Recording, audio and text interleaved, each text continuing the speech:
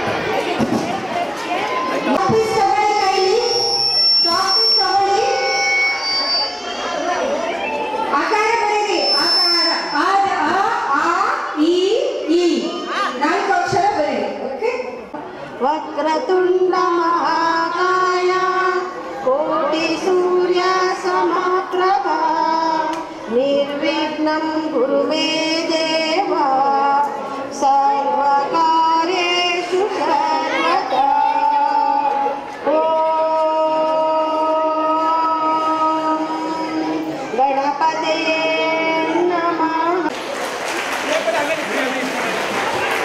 ಕೊಡಿ ಆಮೇಲೆ ಚೇಂಜ್ ಮಾಡಿ ಮುಂದೆ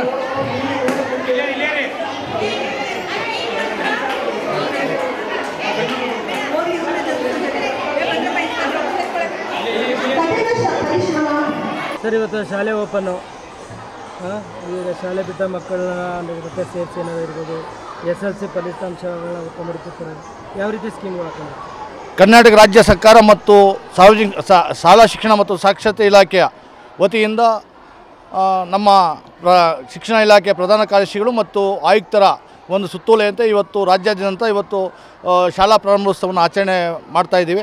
ಅದೇ ರೀತಿಯಾಗಿ ಬೆಂಗಳೂರು ಉತ್ತರ ವಲಯ 1ರಲ್ಲಿ 113 ಸರ್ಕಾರಿ ಪ್ರಾಥಮಿಕ ಶಾಲೆಗಳು ಮತ್ತು 18 ಪ್ರೌಢಶಾಲೆಗಳಲ್ಲೂ ಸಹ ಮತ್ತು ಅನುದಾನಿತ ಪ್ರಾಥಮಿಕ ಮತ್ತು ಪ್ರೌಢಶಾಲೆಗಳಲ್ಲೂ ಪ್ರಾರಂಭೋತ್ಸವವನ್ನು ಅತ್ಯಂತ ವಿಜೃಂಭಣೆಯಿಂದ ಮತ್ತು ವೈವಿಧ್ಯಮಯವಾಗಿ ಮತ್ತು ವಿಭಿನ್ನತೆಯಿಂದ ಆಚರಣೆ ಮಾಡ್ತಾಯಿದ್ದೀವಿ.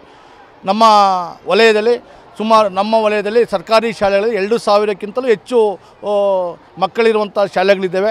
500ಕ್ಕಿಂತಲೂ ಹೆಚ್ಚು 20 ಶಾಲೆಗಳಿದೆ. 1,000ಕ್ಕಿಂತಲೂ ಒಂದು 10 ಶಾಲೆಗಳು, 1,000ಕ್ಕಿಂತ ಹೆಚ್ಚು ಪ್ರಾಥಮಿಕ ಶಾಲೆಗಳಿವೆ. ಇವೆಲ್ಲ ಕಾರಣೀಭೂತವಾಗಿರೋದು ನಮ್ಮ ಸರ್ಕಾರಿ ಶಾಲೆಯಲ್ಲಿ ಬೋಧನೆ ಮಾಡ್ತಿರುವಂಥ ಶಿಕ್ಷಕರು ಮತ್ತು ಶಾಲಾಭಿವೃದ್ಧಿ ಸಮಿತಿ ಮತ್ತು ಇಲಾಖೆ ಒದಗಿಸಿರುವಂಥ ವಿವಿಧ ಯೋಜನೆಗಳು. ಅಂದರೆ ಪಠ್ಯಪುಸ್ತಕ, ಸಮವಸ್ತ್ರ ಮತ್ತು ಮಧ್ಯಾಹ್ನ ಉಪಹಾರ ಯೋಜನೆ, ಹಾಗೆಯೇ ಚುಕ್ಕಿ ಇರ್ಬೋದು, ಬಾಳೆಹಣ್ಣು ಇರ್ಬೋದು, ಮೊಟ್ಟೆ ಇರ್ಬೋದು ಮತ್ತು ಇಂಗ್ಲೀಷ್ ಮಾಧ್ಯಮವನ್ನು ತೆರೆದಿರುವುದಿರ್ಬೋದು ಮತ್ತು ಎಲ್ಲ ಸರ್ವ ರೀತಿಯಿಂದಲೂ ನಾವು ಮಕ್ಕಳಿಗೆ ನಾವು ಸಾರ್ವಜನಿಕವಾಗಿ ಮತ್ತು ಸಾಮಾನ್ಯ ವರ್ಗ ಮತ್ತು ಸಾಮಾಜಿಕವಾಗಿ ಹಿಂದುಳಿದಂಥ ಮಕ್ಕಳಿಗೆ ಸರ್ಕಾರಿ ಶಾಲೆಗಳಿಂದಲೇ ಈಗ ನಾವು ಸರ್ಕಾರ ಮತ್ತು ಇಲಾಖೆ ನೀಡುವಂಥ ಸವಲತ್ತುಗಳಿಂದ ಇವತ್ತು ಎಲ್ಲ ಸರ್ಕಾರಿ ಶಾಲೆಯಲ್ಲಿ ಮಕ್ಕಳ ದಾಖಲಾತಿ ಹೆಚ್ಚಳವಾಗಿದೆ.